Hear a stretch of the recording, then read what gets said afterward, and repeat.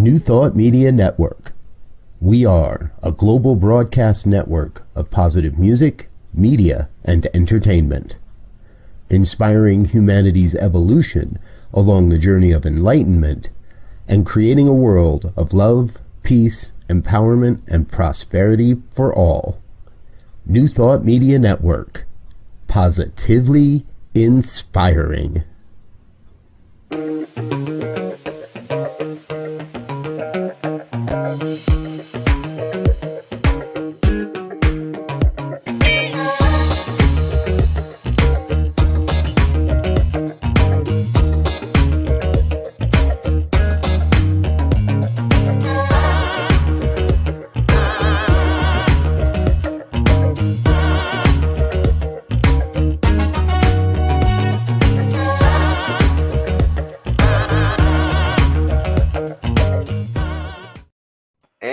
Hello again, dear ones. Reverend Robert with you over here.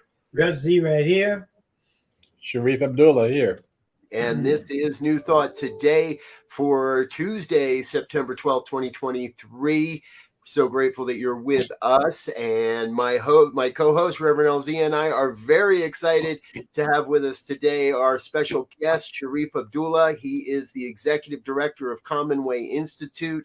And if you have paid any attention to this channel, this network in the past 3 years, I trust you've heard his name and you've heard us talk about his books. And we love you up all the time here on New Thought Media Network, Dr. Shariff. So we're so grateful you are with us here today.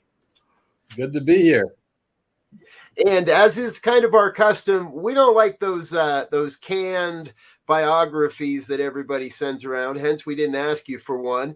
But we would love if you take a few moments and share with us a little bit, share with the audience a little more about who you are and Commonwealth, and kind of launch us into our conversation here today.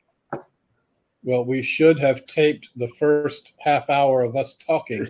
That would have been a nice segue there. We were talking a lot about my past. Born in Philadelphia, raised in Camden, New Jersey, raised in the worst parts of the worst city in America, really having a profound sense even at the age of 8 or 9 years old, that this is not the way that human beings should be living. This is not the way that for our lives and our purpose. And getting involved in social change at a really early age. Led my first demonstration at 11 years old. Somebody stuck a bullhorn in my hand, which is kind of launched exactly where I am right now. I mean, the internet is now the world's bullhorn. The only bad thing about it is that a few billion people have these bullhorns, and they've been spewing whatever they want coming out of that bullhorn. I was moved to take part in a number of our social change activities. Started an organization called the Black People's Unity Movement when I was 13 or 14, and it still exists, which is really interesting. Yes. Joined the Black Panther Party, and when I got to college, realized that it wasn't just Black people who were having trouble. Okay. I lived in a Black bubble, okay, and in that bubble, it only looked like we were the only ones not faring well. Right. Since that time, I've been blessed, or sometimes cursed, with being able to go to 45 different countries all around the world, every continent that actually has people on it. No penguins yet. Actually, that's not true. I was in South Africa and went to a beach that has penguins on it. Wow.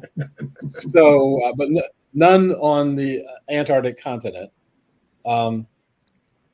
I've probably been to about 120, 130 different cultures. And that has given me a perspective that shows that everyone, the society that we've created doesn't work for anyone. It doesn't even work for the people it purports to work for. It doesn't work for the super rich. It doesn't work for the Hollywood stars. It doesn't work for the politicians. Right. They're catching a different kind of hell than the rest of us because they know it doesn't work for them. So our challenge is, out of this mess that we've created, and a mess that affects each of us differently, out of the mess that we've created, the question is, how do we create a world that not only works for me, and not only works for people who look like me or act like me, how does it work for all humanity? And how does it work for all living beings? Yeah. So how do we get to this point? And that's the challenge that I think we have today. Yeah, that's so important, because I when I first picked up your book, A World That Works for All, that all stood out to me in that it's, most people say, oh, we want to create a better place for people, right? And now with the pet movement, animals are beginning, of certain types are beginning to creep in there, but it's everything. It's all. It's the trees, it's the rocks, it's the bugs under the rock, because there is this oneness. There is this what is big now, this diversity of the universe, that one thing depends on another. And if you start indiscriminately pulling things out, inevitably you break up the whole continuity of the thing, and then trying to fix it is going to be a real challenge. Yes, indeed. Mm-hmm. We don't get it. I mean, the those of us in common way, sometimes we talk about, does this person get it? And by getting it, get understanding, it is all connected.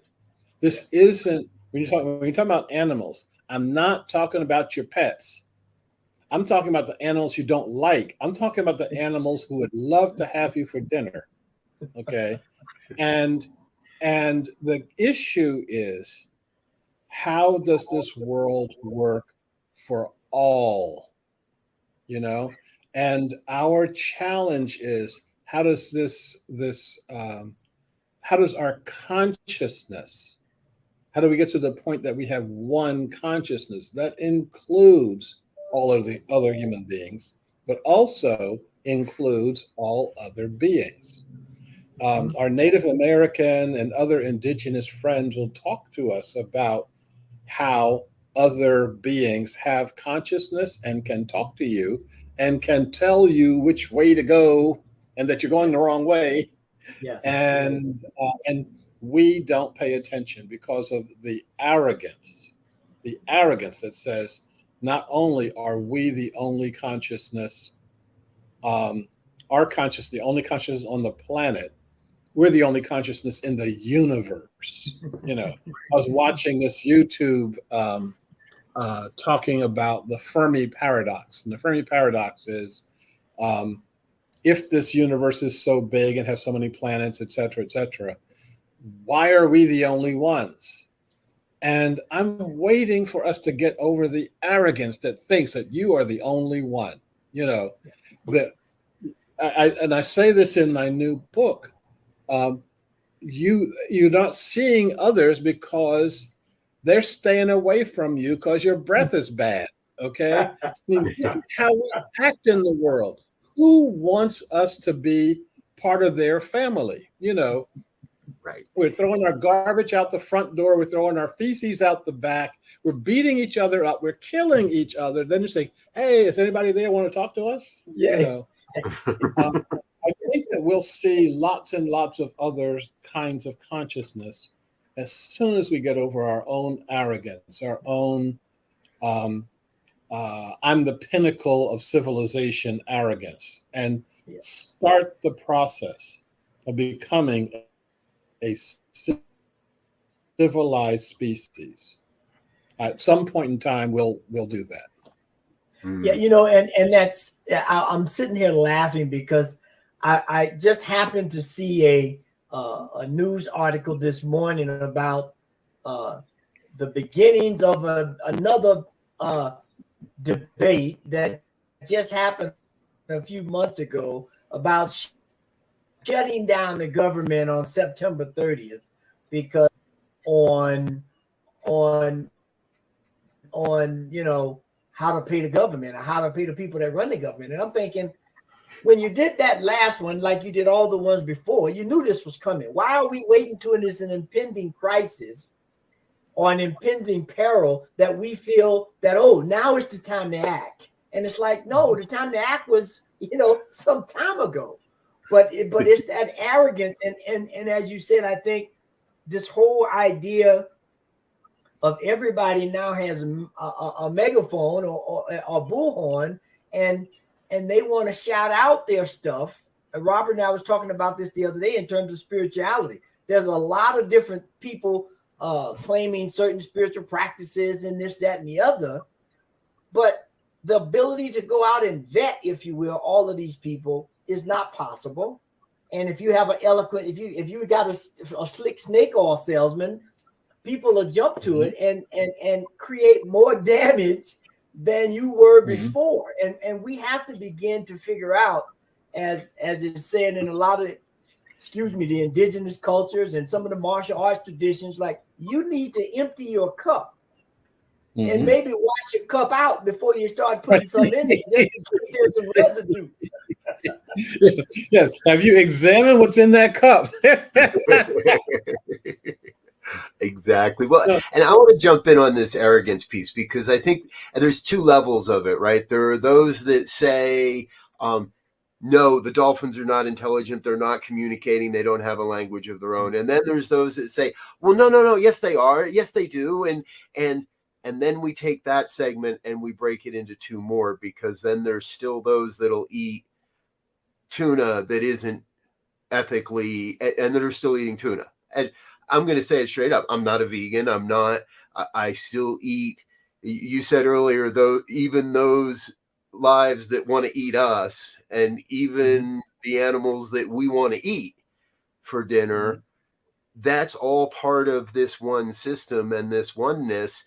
And I think our arrogant, we kind of it comes in waves. We get over our arrogance, but it develops in a new way that says, well, yeah, I get it that we're all one, but I'm still having dolphin for dinner, or I'm still having my steak for dinner, or I'm still going to eat pork chops on Thursdays, or whatever it might be.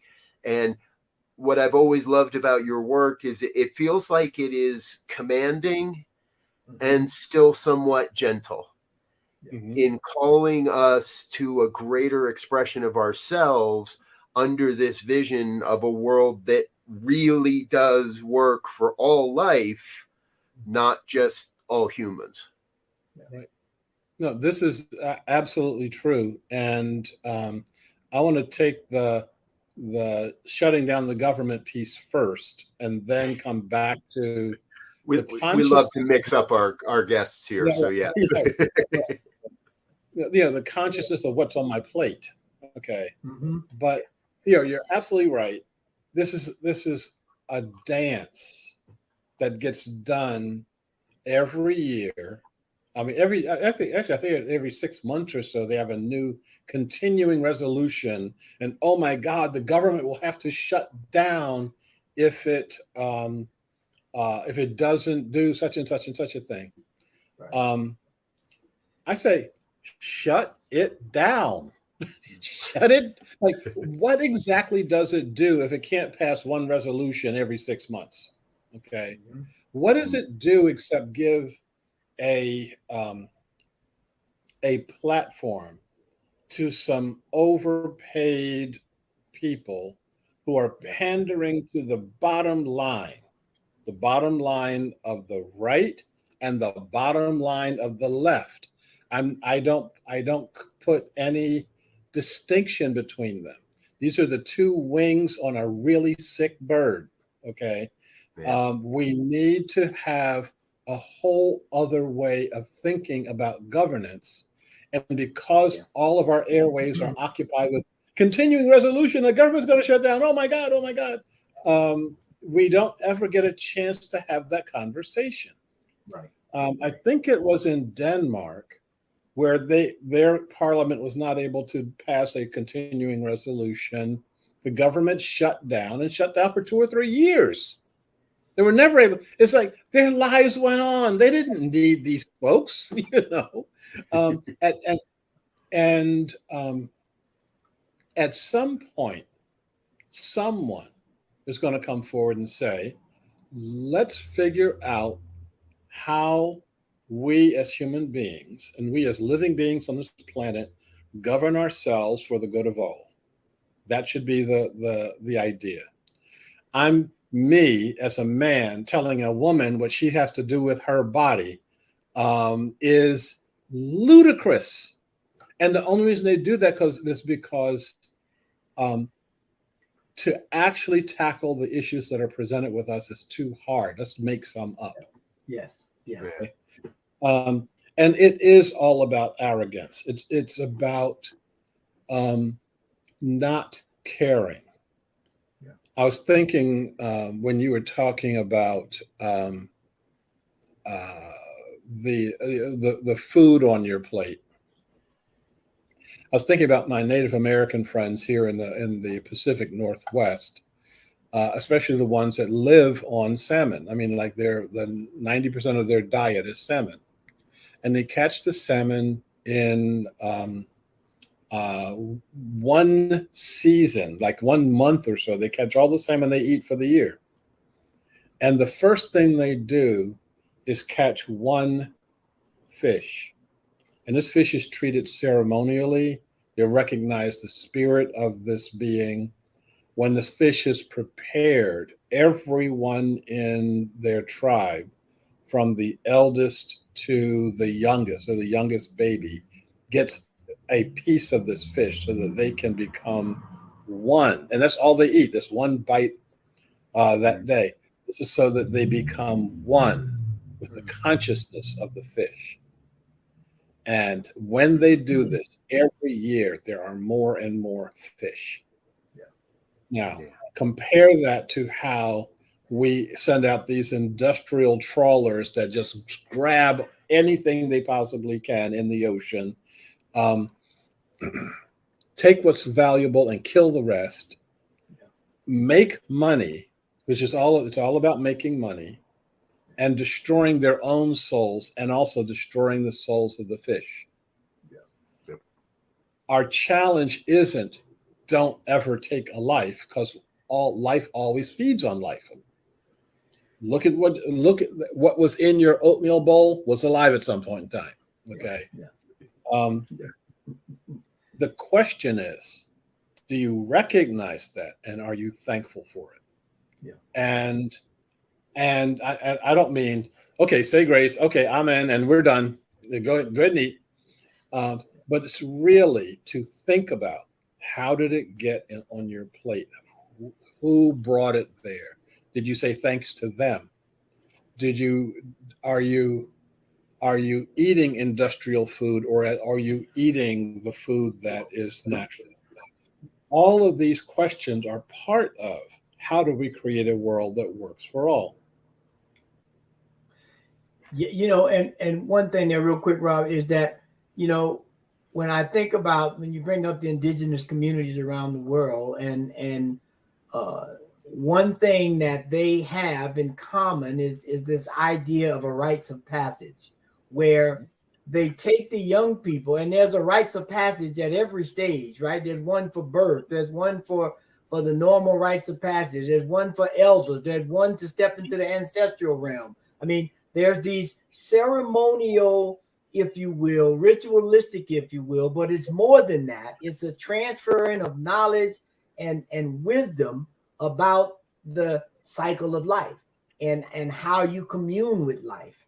And one of my there's a spirit, there's a connection to all things, and I always like to use my one surefire story on that. No one has ever seen gravity, but no one questions gravity. You don't see people jumping off buildings saying, "I don't see gravity; it can't exist."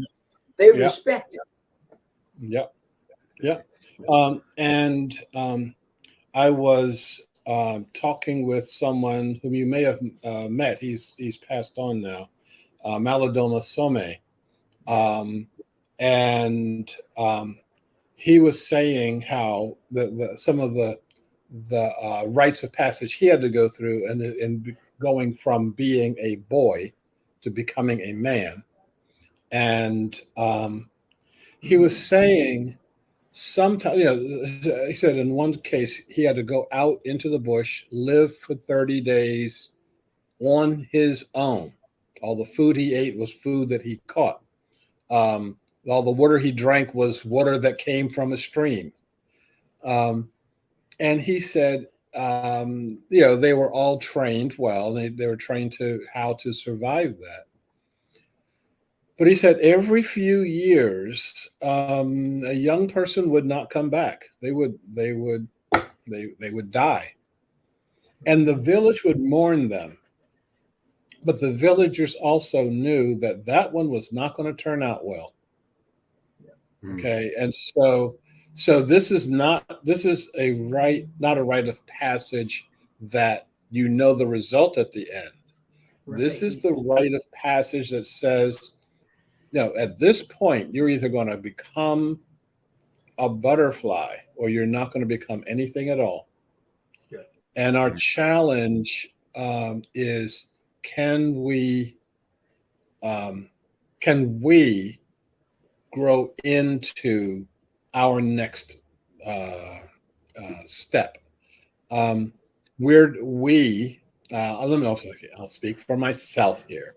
I am knocking on the door of my elderhood.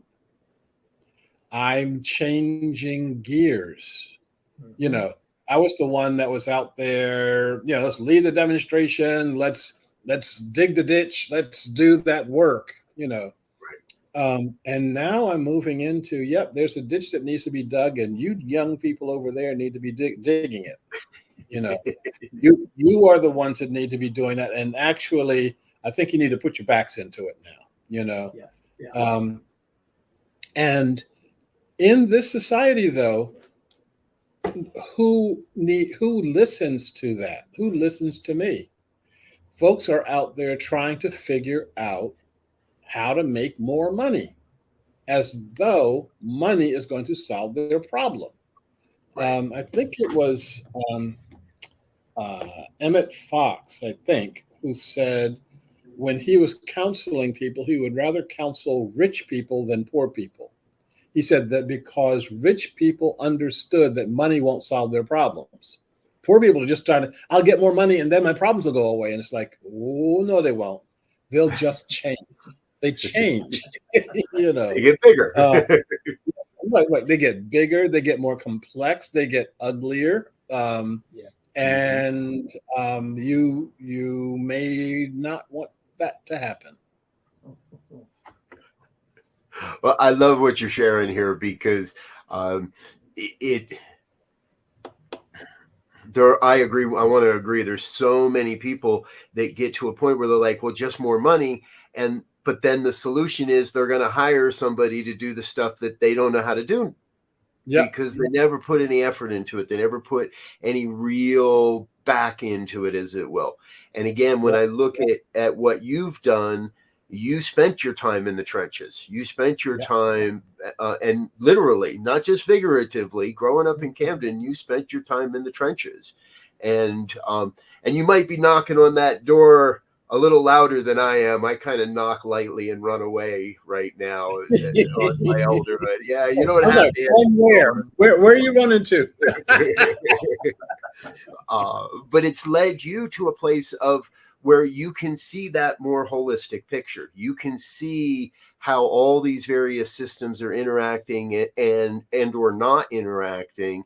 And again, that's part of what I've loved about your work is you call us to a greater level of looking at every part of it, that the whole system, rather than just this little bit over here that affects me and this little bit over here that I'm trying to affect. Yeah. You know, I'm thinking about this. Go ahead, Doc. I was doing a talk somewhere or another, and this is on peace and nonviolence. And I was saying that we can create a society where weapons and violence are completely unnecessary. And someone was on the panel with me was saying, "Oh yes, that's true. Except for the police and the military, they need their weapons." And I said, we can create a world where there may be police, but they are not armed. There may be a military, but it is not armed. And this woman looked at me like I stopped speaking English and was speaking some strange language. It was beyond her capacity.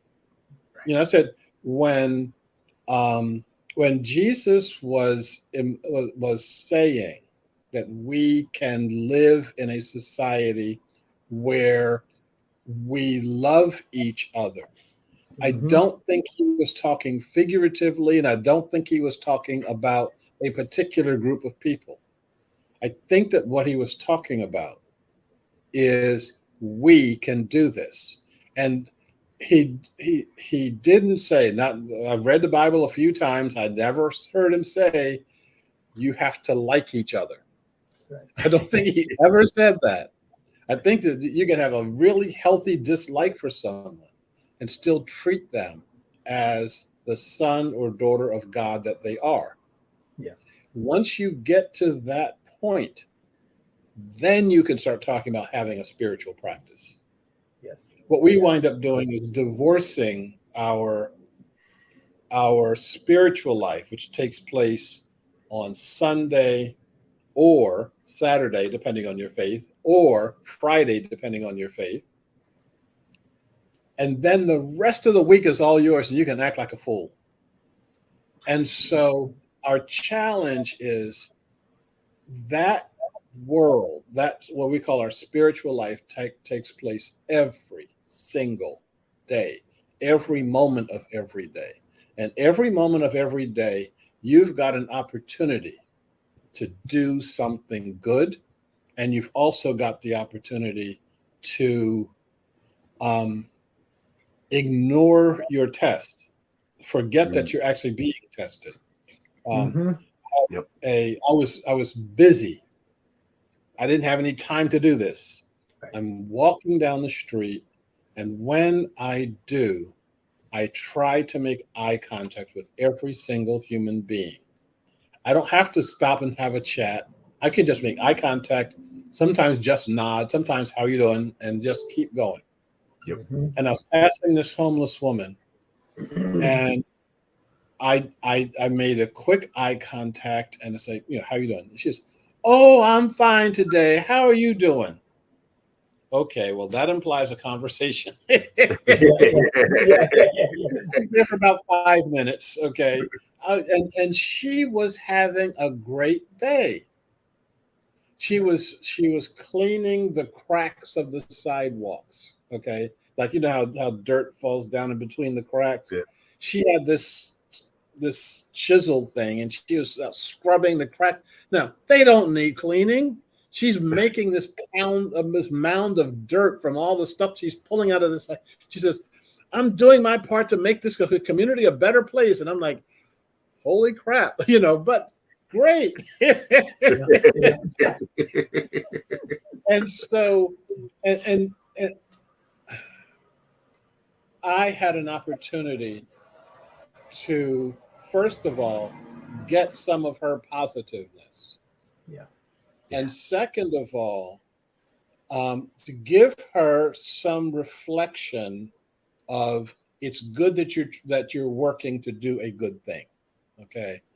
Mm-hmm. And how much do we miss by just, putting on the blank face and walking straight ahead and not connecting with our fellow human beings.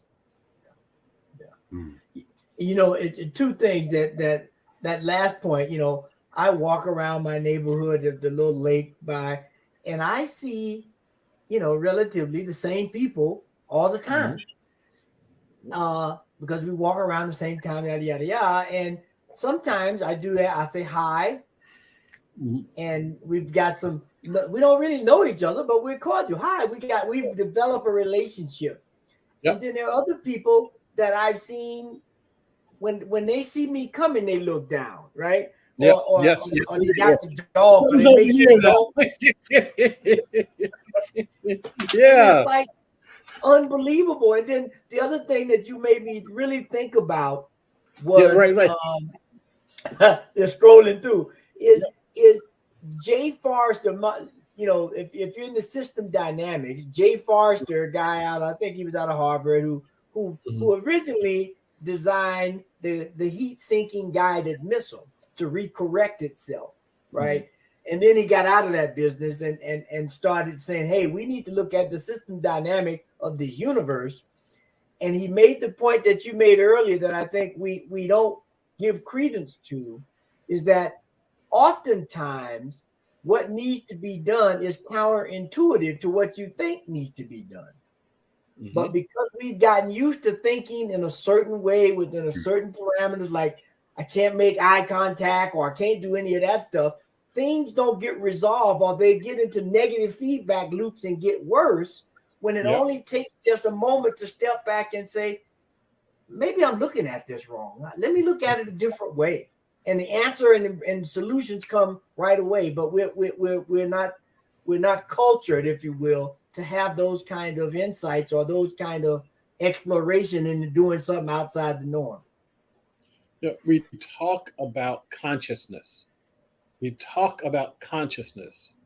what we're talking about is our own little tiny itty bitty sliver of a certain kind of cultural idiom in which we connect. We are not talking about a broader sense of consciousness. We're not talking about the consciousness of the mayfly and the consciousness of the tortoise and the consciousness of all the others with lifespans in between that. Okay. Yes. And once we do that, I can see that, I mean, the people who walk by the homeless folks is because they put them in a bag in their own minds. You know, they're all drug addicts. They're all poor. They're all the people I don't want to connect with. So I don't care if Jesus comes back within them. Just clean him up and get a suit on him, and then I'll talk to him. You know. Yes. Yes. So the challenge is how can we open our consciousness to, first of all, ourselves. How many of us are unconscious of who we are? Second of all, to each other. And third, to the ones who are opposing you. They have a message for you. You're not getting it because you're setting up all these oppositional barriers. And then the consciousness of beings who are nothing like. We're talking about searching for extraterrestrial consciousness or intelligence. We can't even find it on our own planet. You know, we can't find it when it's waving at you saying, hey, I'm over here, you know. At some time we'll stop and we'll listen. You speak about Jesus coming back, and I want to explore that concept a little bit more in just a moment. However, folks, we do really need to take a break and let some of our sponsors have their say and let them know a little bit more about what they're doing. However, we're not going away. We've got lots more with Dr. Shariff Abdullah coming up after this. Please stay tuned. We'll be right back.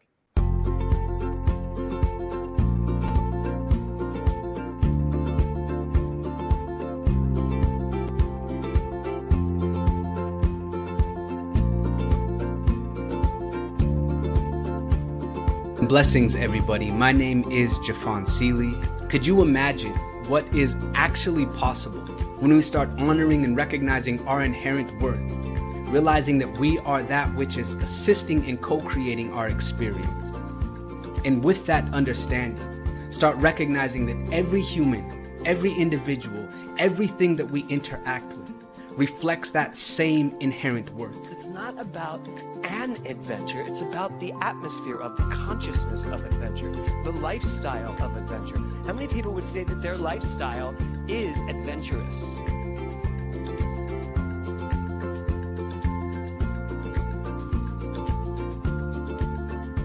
My name is Lisa Benson. I'm a diversity, equity, and inclusion consultant and the author of Anchored in Bias, Fired Over White Tears. It's a book detailing my lived experiences with workplace bias and what fueled my passion for normalizing conversations about differences and creating safe spaces for everyone to bring the best version of themselves to life every day.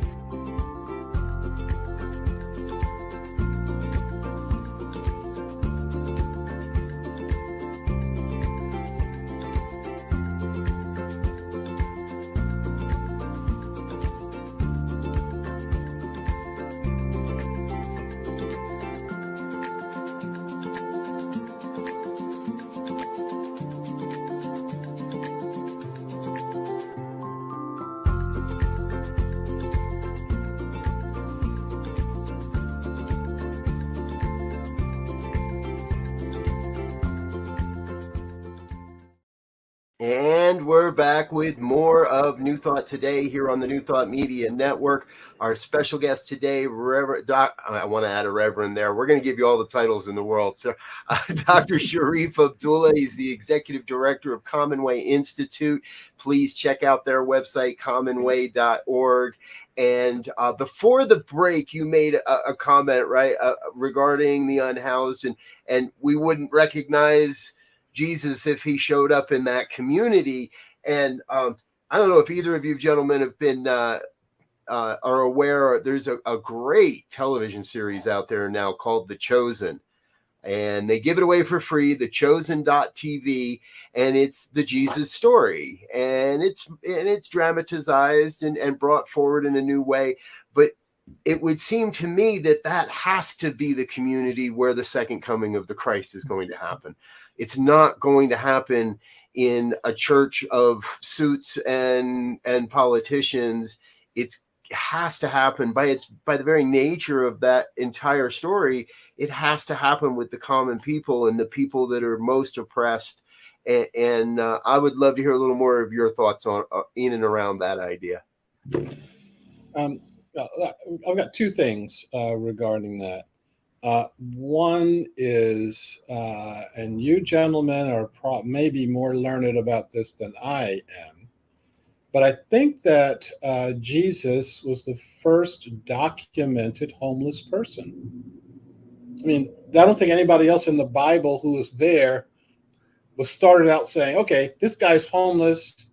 He was born in a barn, and his first crib was an animal stall. Okay. Where they put the hay for the horses.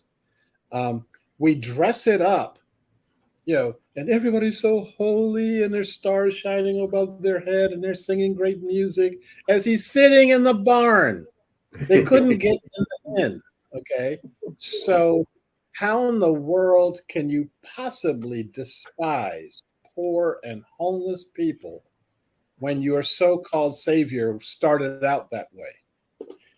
Do you think that God made a mistake, by him being this homeless child? My first crib wasn't a crib; it was a dresser drawer. They had two chairs. They put the dresser on the dresser drawer on the chairs, and they lined it with a blanket, and they threw me in that, and that was my crib. Okay, yeah. Now. My task is to not forget that, not have myself, because I have been in state dinners now and met prime ministers and presidents and all this other stuff, to not forget that my upbringing is North Philly in a dresser drawer. Okay. Let me say a second thing. I believe Jesus is coming back. But I believe that Jesus is coming back as you, as me, and as everyone who's watching this. Yeah. I think that there's a spark of divinity in each one of us that you, first of all, and all of you have been covering up, laughing at, making jokes about, but it's your divinity. I'll tell you a situation that really got me when I was 14 or 15 years old. Steeped in the Black Power movement. Went up to, took a busload of people up to Newark to see Stokely Carmichael speak. And huge auditorium, and he was doing his thing, and we were yelling and screaming, yeah.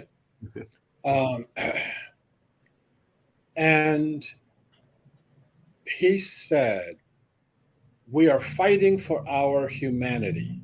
And yay! And then he said, quieter, he said, we're fighting for our divinity. And very few people said, yeah. It's like, what was, and then he kind of keeps going on. And that, for me, was the showstopper. All through the evening, all the way back on the bus to Camden. I was like, what did he mean by that? Fighting for our divinity.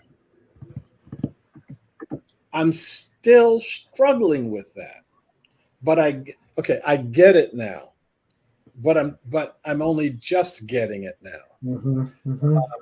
That each one of us has that spark of the divine.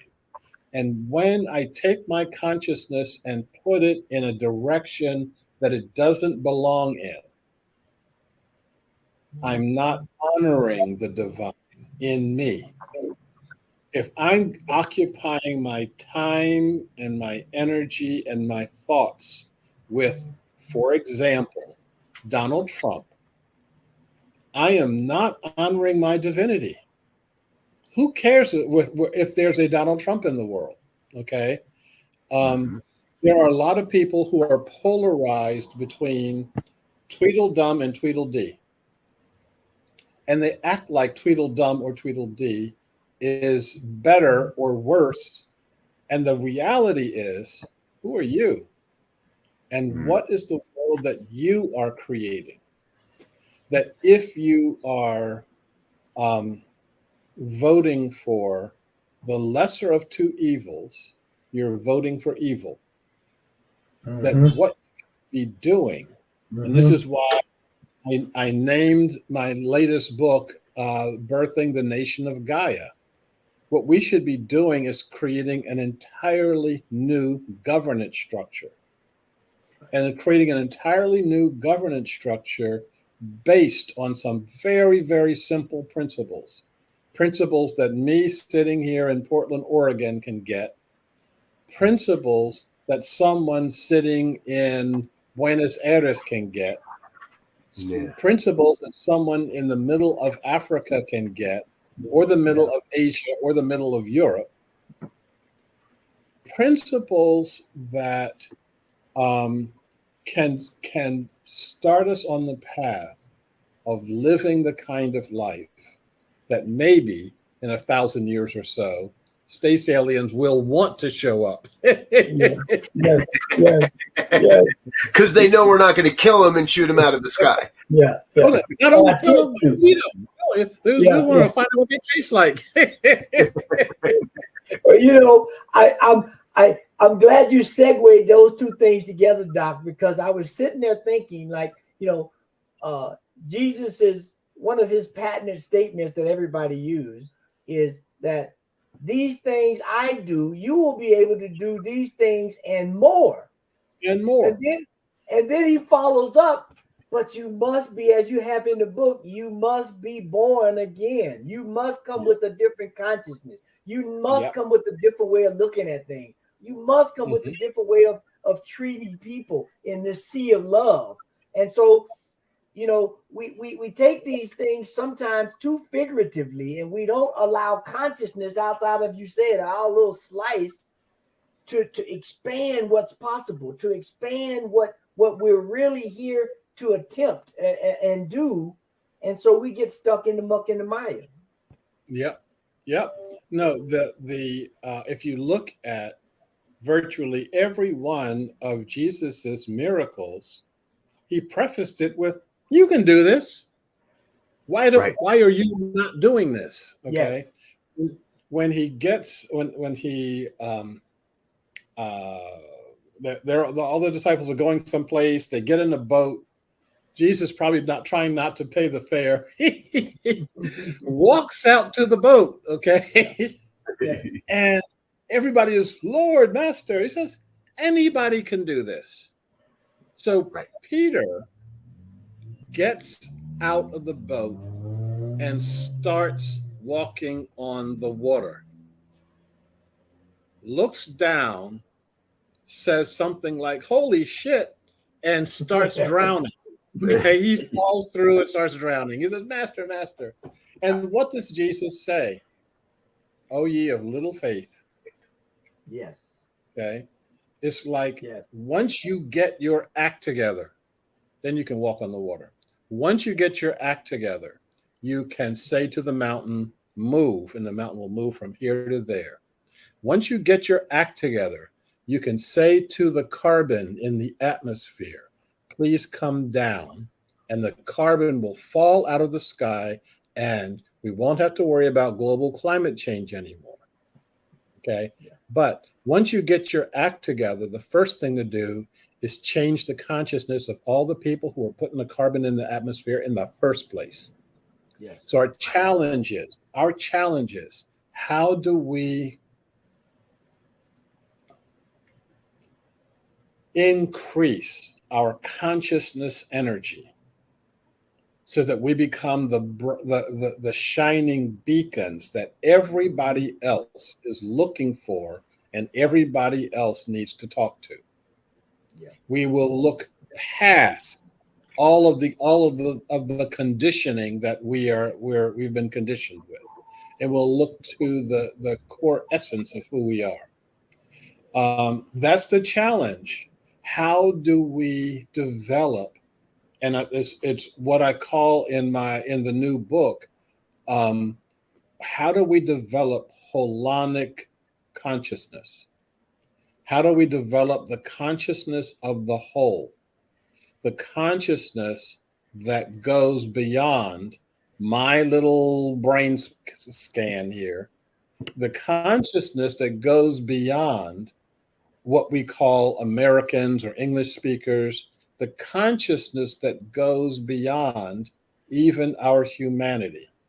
And I mentioned Maladome some time ago. He was talking to me about how you listen to the fish, how listen to the tree, how you recognize that once you are listening to the tree, once you are listening to the fish, once you are listening to the elk, they will tell you how to eat them, how to catch and eat them. They will tell you how to honor them. They will do transubstantiation so that you become the caribou, so that you become the elk, so that you become who you are. Once you have the consciousness of that, how in the world can you dig up the Amazon rainforest and plant soybeans? I mean, what? Show me the thought process that says that, okay? The distorting tool, though, the distortion is money. Right. Yeah, the distortion is that money makes us think a particular way or act a particular way, and we've got to rid ourselves not of money, but of the consciousness of something that can't be conscious. When you mentioned the Amazon, my first thought was, yes, we need more people to be the Lorax, to go out and speak for the trees, and we need people to go out and speak for the dolphins and the salmon and the chickens, and we need more people to speak for these systems. And my mind jumped to exactly the same thing you said. You can't make a living doing that. Right. Or how is it possible to make a living doing good in the world? And I think that's where a lot of people get tripped up and say, okay, I'll just make a lot of money and and then pay somebody else to do it. Right. Yeah. I try to address this toward the end of the new book, where if we're thinking holonically, if we're thinking that all of these beings have consciousness and all of us can be part of that consciousness, we can start working holonically. You start working in such a way that it doesn't matter whether or not I'm getting paid. It doesn't matter how much I'm getting paid. It doesn't matter. I'm not a better person because I'm making more money, or a lesser person because I'm making less money, etc.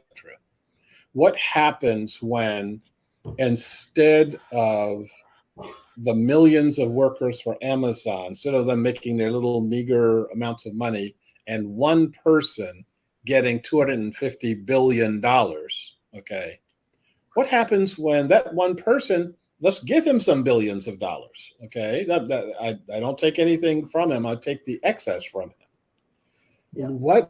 How about if we get to the point where all of us have enough? And once all of us have enough, I can keep working, but I'm not working for money. I'm working for the good of the entire community and the good of all. We know what it feels like to work with a community that where the community's needs are more important than my needs. What if we can do that all the time? What if we do that every day and all the time? I think is going to be a challenge. I love that, and I love your choice of words between holistic and holonic. Because the holonic, in my mind, if I remember the word correctly, that causes you to be observant. It causes you to be an active participant in the thing, and not just some logical step-by-step thing without any observation. And I'm gonna have to go dig. I'm waiting for the book. Like Robert said, I got it on order because I'm waiting to get, because that's what one of the things that you clearly stated there to me was that there has, you can only eat so much, and then you're gonna be full. And if you keep eating as opposed to being full, you're going to get sick.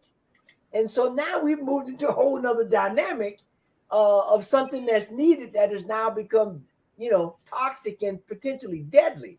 And so how do we find that holonic, that observational way of saying, how do we live together? How do we work together? How do we solve these, what seem to be insurmountable problems in almost a blink of an eye, if we can look at it in a holonic way? I appreciate that. That's going to be my mantra for the next 12 weeks here, is to get deep into that. Okay. Excellent. Yeah. Fabulous. All right. Well, hey, folks, we could probably go on for a few more hours because we touched on a bunch of topics in the pre-show that we haven't even talked about here in this show. So before we do wrap this up, I guess I've got one more question. Dr. Shariff, will you come back sometime? Sure. We'll just set up the time and I'll be here. Yeah. There we go. So we'll continue this a 5-hour conversation and just keep going. Send out the food. There we go. We'll multiply some loaves and fishes as we do it. How's that sound? That sounds like a good good way to go about it. So, but before we do go here, folks, I want to give, as our normal, I want to give everybody a chance to do their final thoughts, and we're going to start with Rev Z tonight. Yeah, I think my final thought is a great big thank you to Dr. Shariff of this forward thinking idea.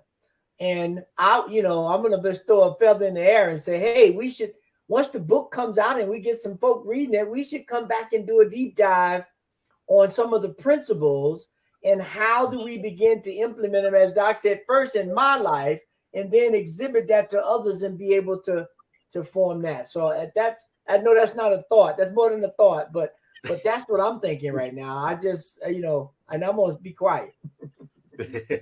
Right on. Dr. Shariff. Well, number one, I do a really rotten job of being my own salesperson. So I guess I should say that if you want to stay in contact with me, if you go to the website, www.commonway.org, at the bottom of every page, it says, how do you subscribe or how can you join? And just put your name and address, and you'll be up to date with us when I'm sending out notices. The other thing is on that page, if you go to the top of the page and you look at store or shop at the top right-hand corner, you can see all of the books that Commonway is offering. And I would get your eye on birthing the nation of Gaia. What does it mean for us to be in one nation that covers the entire globe and is not based in any particular ideology other than the ideology of all of us together?